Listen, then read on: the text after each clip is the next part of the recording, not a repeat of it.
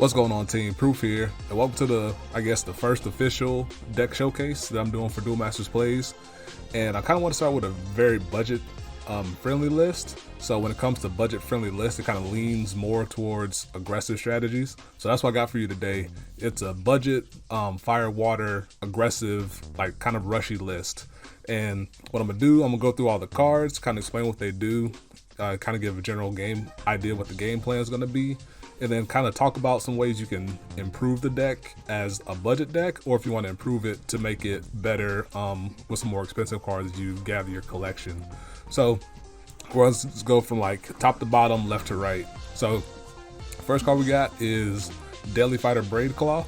This is a 1-drop or a 1-mana card. It says pretty much every turn it has to attack if able. Currently there's no cards that prevent Braid Claw from attacking.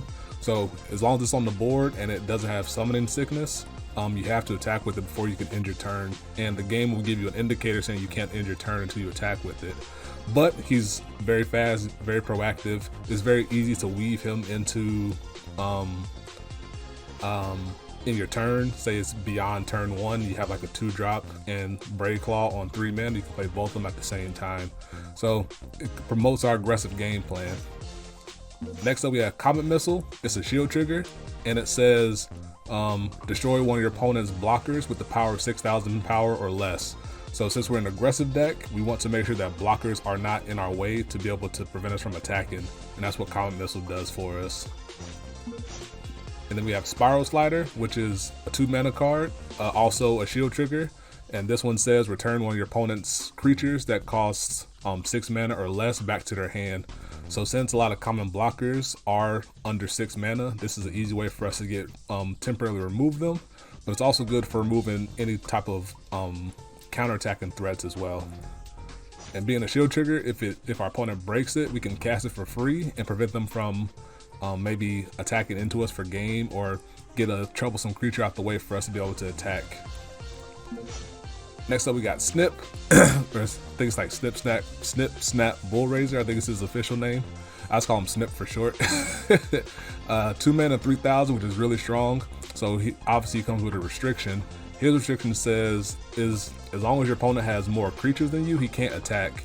So if it's equal or less, he can still attack. So having a lot of creatures on our side in our deck promotes being able to field enough to be able to keep Snip being able to attack. And 3,000 power is hard to deal with early on in some cases. That's where Snip becomes valuable. Next up we have Kook Palan, a little 2-mana 1,000 power creature.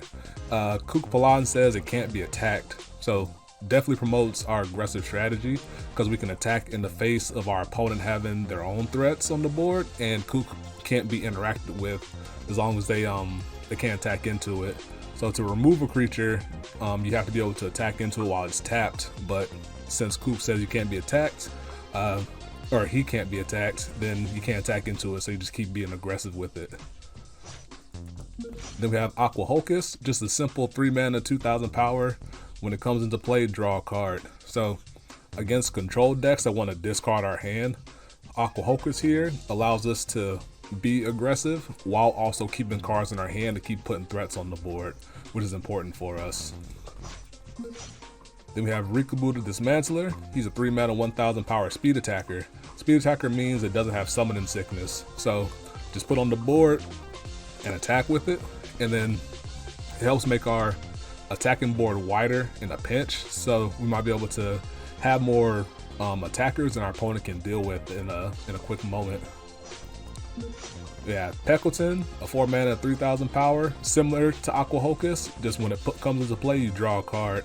So it's very nice to be able to go like 2-mana creature, 3-mana Aqua Hocus into 4-mana Peckleton, and then have 3 creatures on the board, and then keep our hand size going as well.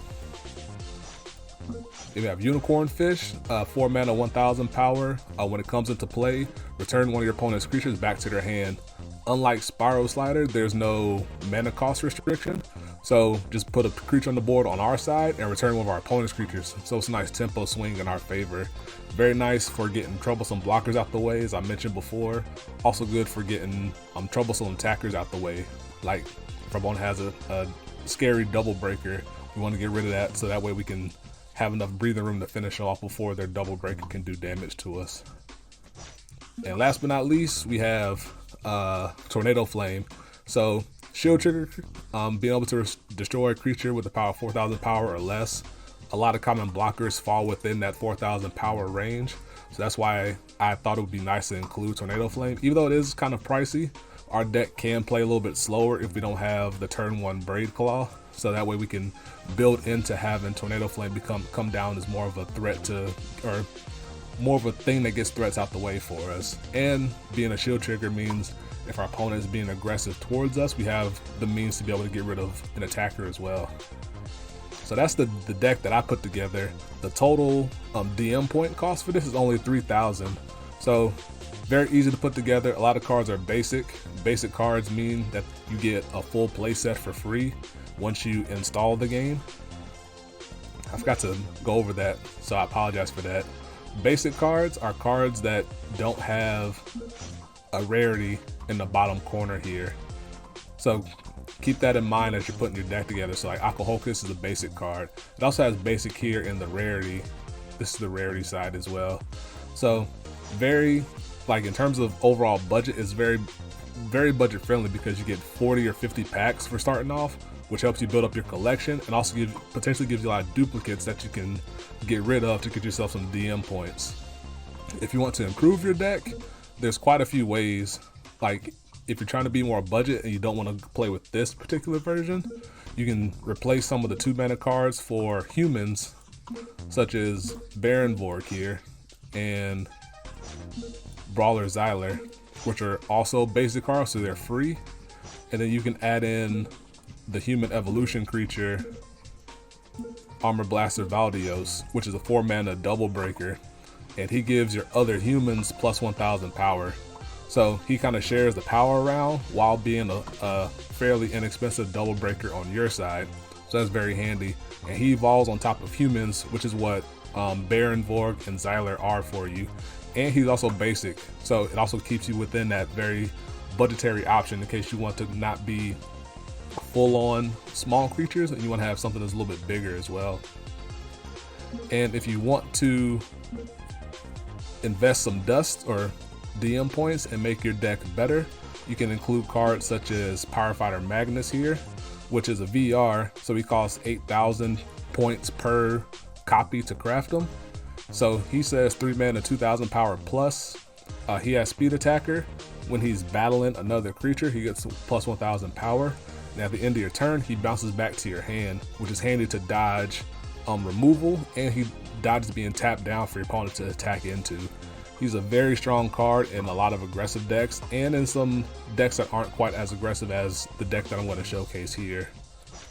And then on the water side, a very important piece is to get Aqua Surfer here.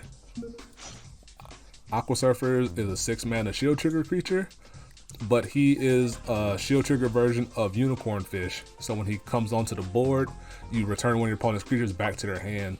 So you can imagine how powerful that is when it comes to being broken as a shield trigger.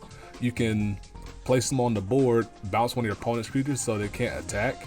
And if the creature that is currently tapped down is within 2,000 power or under, Aqua Surfer can trade into it. So it's a 2-for-1 swing in terms of tempo, which is why he's very scary for us to run into. So those ways you can improve your deck. This deck being aggressive means it's going to struggle against a lot of decks that have a big shield trigger compression. So that way we hope to not run into a lot of shield triggers while we're playing, but that's why we kind of packed in advantage engines to kind of play around it. So that's it for the deck, and we're going to hop into casual mode, because casual mode, like, you can run into a lot of the meta decks, but you can also run into some off meta stuff. So I kind of want to get a nice little mix there. And I want to try and get in 3 games to showcase, and hopefully we win more than we lose, right? All right, let's see what we got. All right, we're going second against Taku. All right, let's see what our opening hand is like.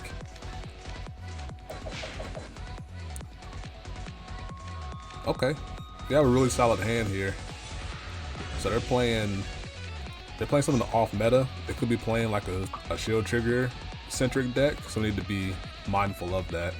I'm gonna put this to mana because it's very expensive. Don't want to play that because there's no target for us. Okay. So they're playing something with worms. This card here says if our opponent plays another creature, destroy it.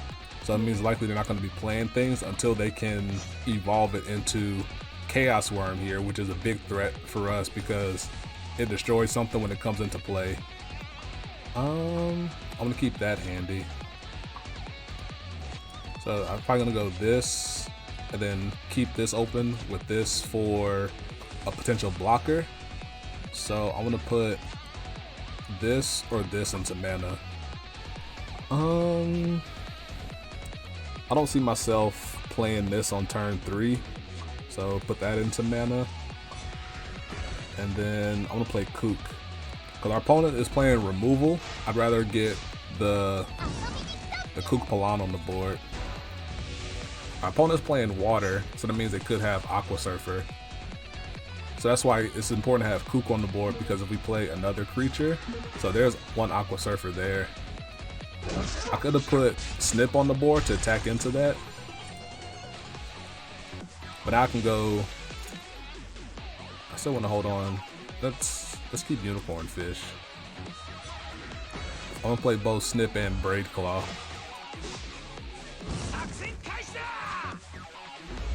I could have last turn. I could have played Snip instead of Kook Palan, but with knowing my opponent's playing water, I wanted to get the Kook on the board and entice him not to bounce it with an Aqua Surfer trigger.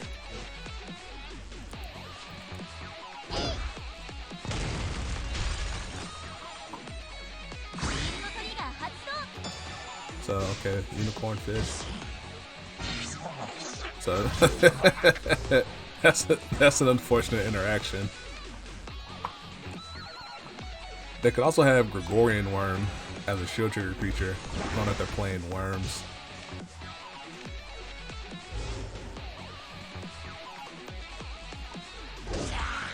Unicorn Fish is also a blocker, but if they're attacking with it, it can't block. Creatures that are tapped down can't block, so that's something to keep in mind.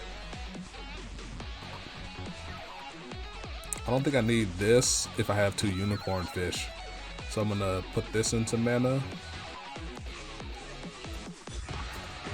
And I'm gonna get the fish down and bounce this back to hand.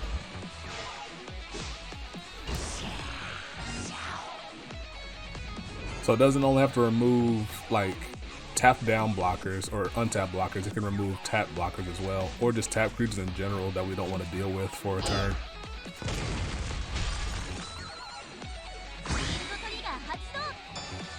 What? So it seems like they are playing like some heavy shield trigger deck. But ain't nothing to it but to do it. Our deck doesn't have the luxury of staying back. Yeah, they're playing a shield trigger deck with a small worm focus.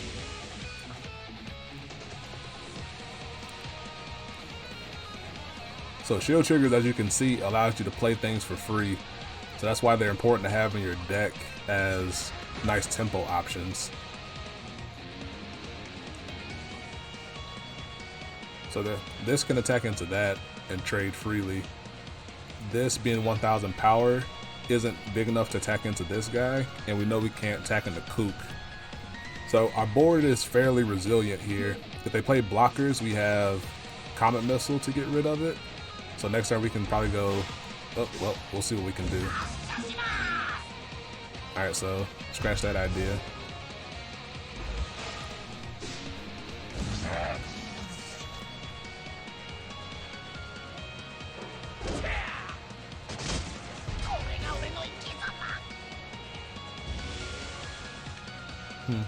Interesting.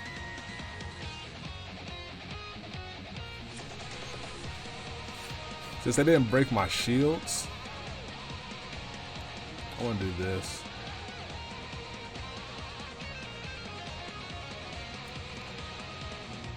I want to get rid of this because I don't want them to evolve it into that for free. So what I kind of want to do, I want to go Tornado Flame to kill this, and then attack into that. So we'll dump this.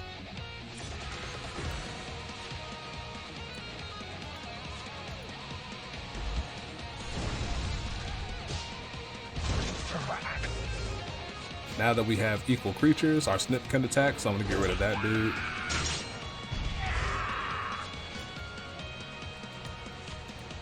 I want to get rid of all his shields, assuming that he can't remove. Ah, okay. Well, at least we got that one out the way. Our opponent's playing, it's very off meta, because you don't see a lot of shield trigger decks around, because Bolmedius control decks are very popular, which negates your entire strategy of having a lot of shield triggers. So they had another one anyway.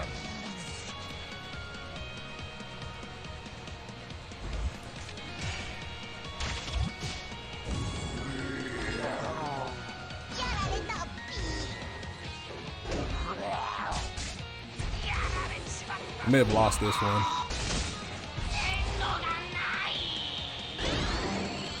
Need some help. That doesn't help.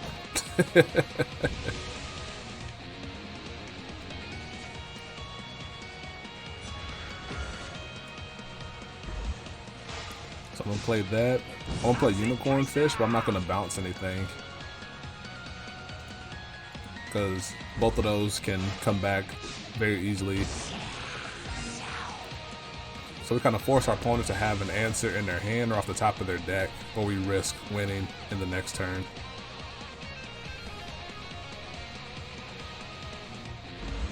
Ah, I don't know if he had it or drew it.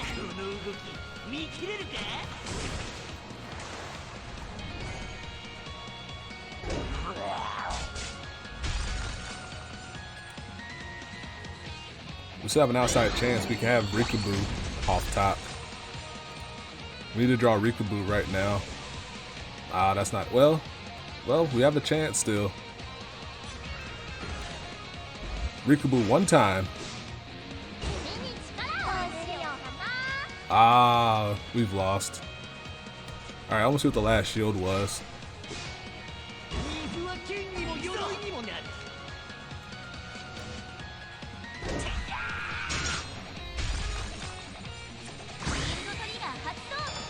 Okay, we probably would have won if we were able to hit that shield and the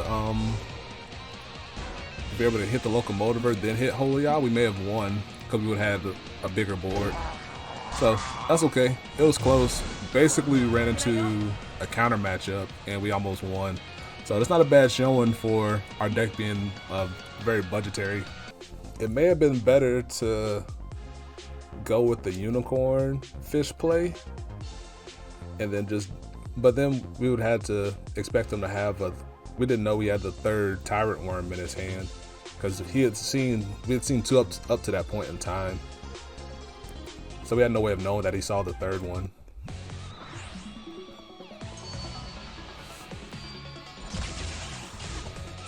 Alright, we're going second again.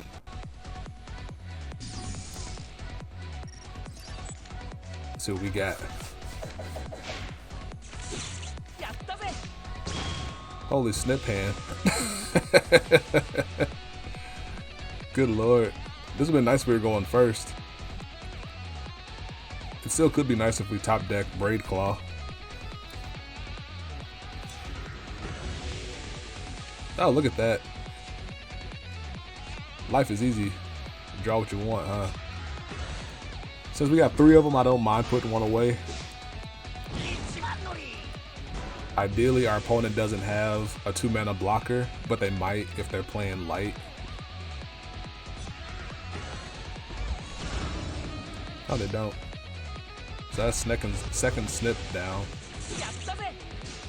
I want to play Snip here instead of Kook, because a lot of decks like control decks like this, which is what our opponent is indicating, has board wipes and fire, which hit 2,000 power and below or 1,000 power and below as shield triggers.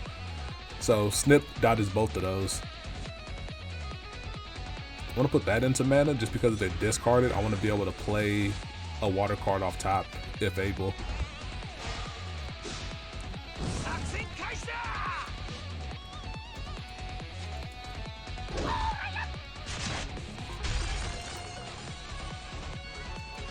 Oh, it's a good sign. We got a good start. Now we need to draw our removal. So Comet Missile, Spiral Slider, there it is. Don't want to go down to 0 cards in hand though. That's dangerous. Cause I could play this as mana and then play both of these, but then I'd go zeroless. Zeroless. I'd go handless, which is dangerous against any type of removal that my opponent could have. Or I could slow play it and wait for next turn. This is a decision point here, so we'll see what we do and then see how it pans out and see how the opposite maybe would have been better. I'm gonna go all in.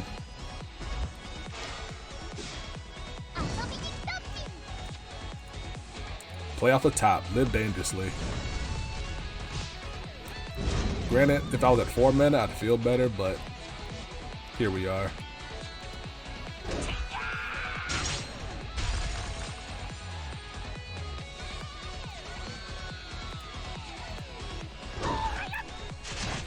I don't know if they're playing fire at all. Doesn't seem like it at the moment.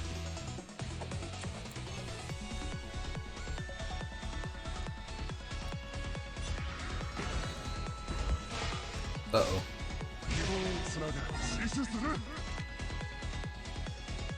Give me something.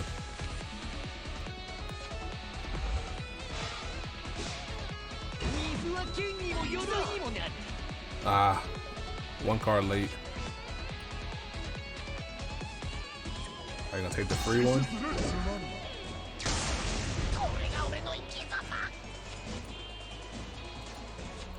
I attack with this one first because if there's a removal card, he'll remove this one and he can't attack into it. Sequencing and attacks is very important if you're playing an aggressive deck. Okay, I get rid of this one. He's gonna attack into it, and well, he couldn't really attack into it, but it keeps this guy up. And I have protection in the back. So he has to play a blocker and a discard, which he could do. There's a 2 mana discard card in Ghost Touch, and then there's a 2 mana blocker that he could play. Alright, unless he plays a 1 mana blocker, we win. Alright, we got there.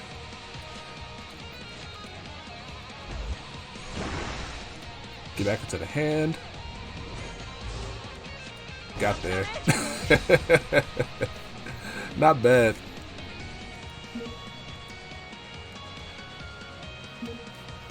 So thankfully we didn't run into shield triggers when we made the aggressive Kook Palan play. So it paid off in the end. I think if we didn't do it that turn, we may have been too far behind. So the fear of shield triggers does weigh into your decisions. Rikaboo, outside the first game, has seemingly dodged us. But we are going first. So let's get this Brave Claw action going. Let's go Claw. Do we got him? Do we got him? Well, we got double Kook. Alright, so we're gonna plop this into mana. We always want to save Comet Missile until the very last moment. So turn 2 is probably gonna be put this into mana and play this. So our opponent could be playing mono water. Usually Aqua Guard indicates they could be playing mono water, water nature to try to accelerate into evolution creatures. Or those are the main 2. They also could be playing fire water with Crystal Paladin to help remove opposing blockers, which is something that could be added to improve this deck as well. So for now, I'm gonna go with the original plan of this. It's always a decision to play one of these 2. I'm gonna stick with this one just because I have Comet Missile. If I didn't have Comet Missile, I would have played Snip to attack over Aqua Guard. Next turn is looking like it's going to be add mana, play both of these two. Okay, so our opponent is Mono Water. Mono Water confirmed.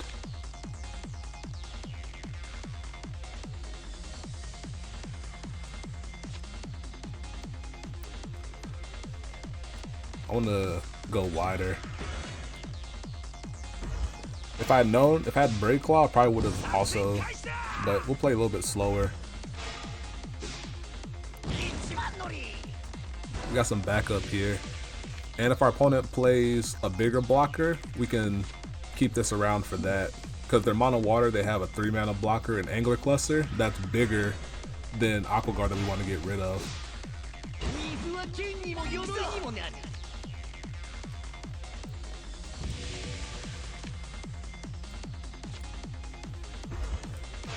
Be aggressive.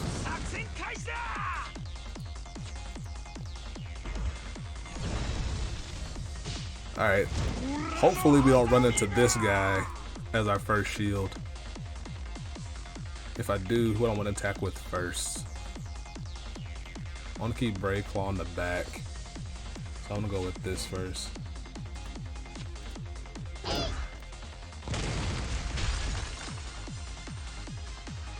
That's a good sign.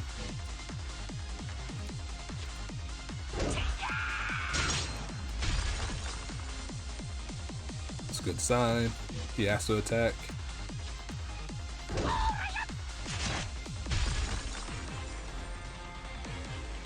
Alright. Got through there with no shield triggers, unscathed.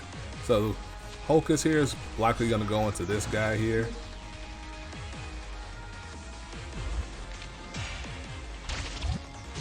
Okay, so we're going to lose both of our creatures. So this is going to go into this is going to go into that.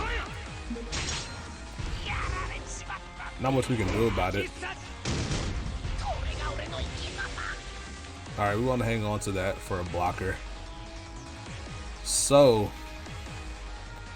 in a world where I do run into a shield trigger, I want to go, well, either way, they're going to bounce the other one.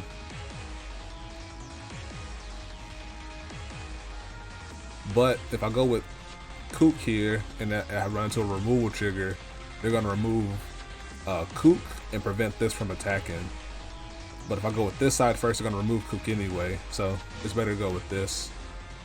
I do want to get rid of all their shields. So I could go with that, but then Crystal Paladin would just go into this.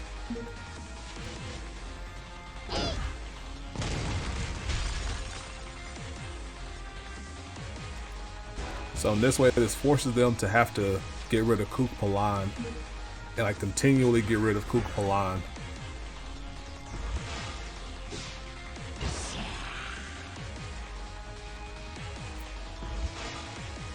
They don't drop Aqua Guard here, we win. We win. Because the way Duel Masters works, once you start attacking, you can't go back and start summoning more stuff.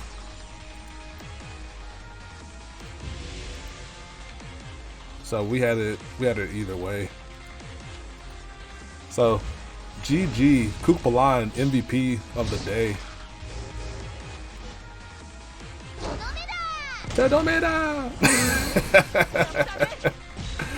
I love the voice acting on some of the cards. Actually, on the vast majority of the cards, it's really good. Granted, I don't understand a lot of Japanese, but I do understand Todome Da, thanks to watching the anime growing up. 3 away. So unfortunately I'm not going to level up in this video, but that's a showcase for the deck. I hope you guys enjoyed. I kind of want to keep it to the 3-game format, at least for this video, just to get some feedback on the format. So let me know what you think about the format below. Let me know what you think about the deck. I do want to get some more decks ranging from more budget to just crazy blow your budget type of decks, which are a lot of the meta decks at the moment. But let me know what you think. I do enjoy doing these because they're pretty quick to put together. But yeah, I hope to hear from you soon. And until the next one, peace. Be easy.